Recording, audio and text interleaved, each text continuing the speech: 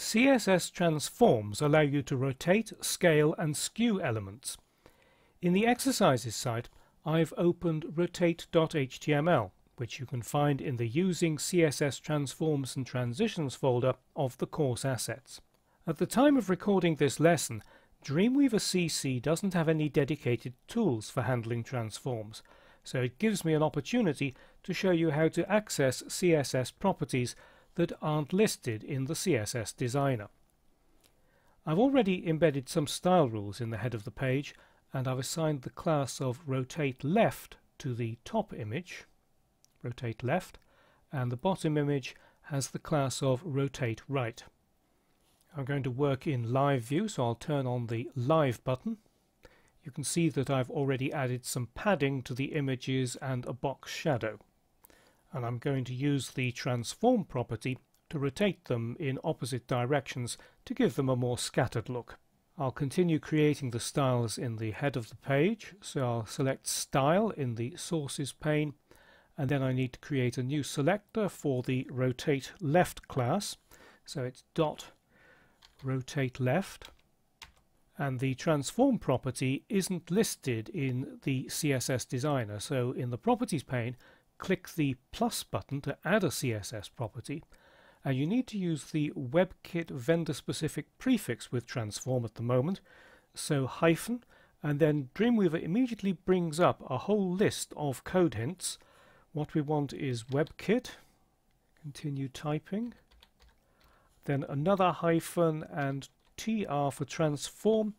We can press enter or return to enter that, and we then get a field in which to type the value, and the value that I want is rotate, then open parenthesis, and I'm going to rotate this -6 degrees, so a hyphen or a minus sign and then 6, and degrees is DEG, no space between the 6 and the DEG, then a closing parenthesis, and then just press enter or return to create that style rule, and already our image has been rotated through -6 degrees.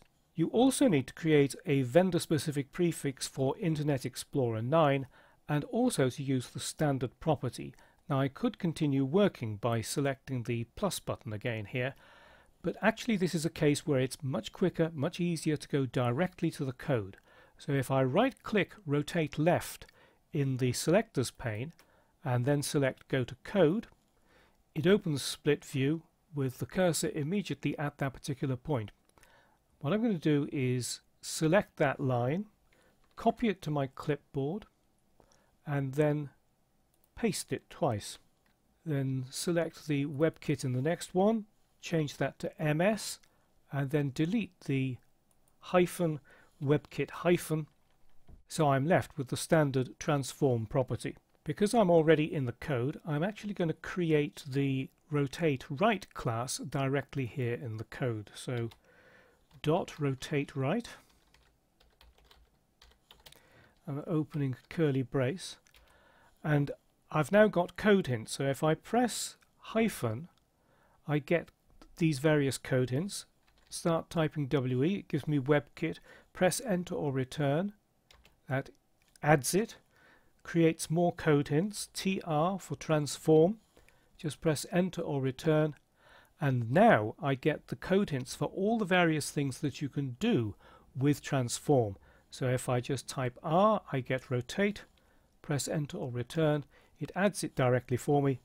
Don't forget the semicolon at the end, and then between the parentheses I'll make it 6 DEG, and then we do the same thing again, copy and paste twice.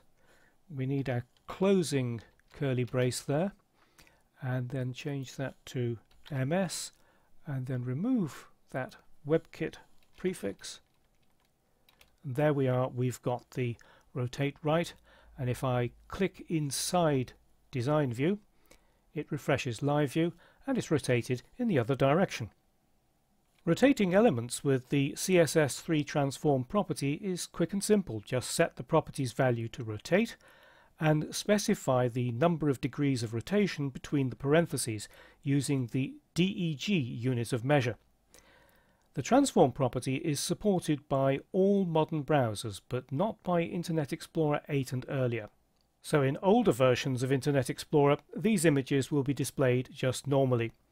In addition to the standard transform property, you need to use vendor-specific prefixes for Internet Explorer 9 and WebKit. By default, elements are rotated around their center point, and the rotation has no effect on surrounding elements.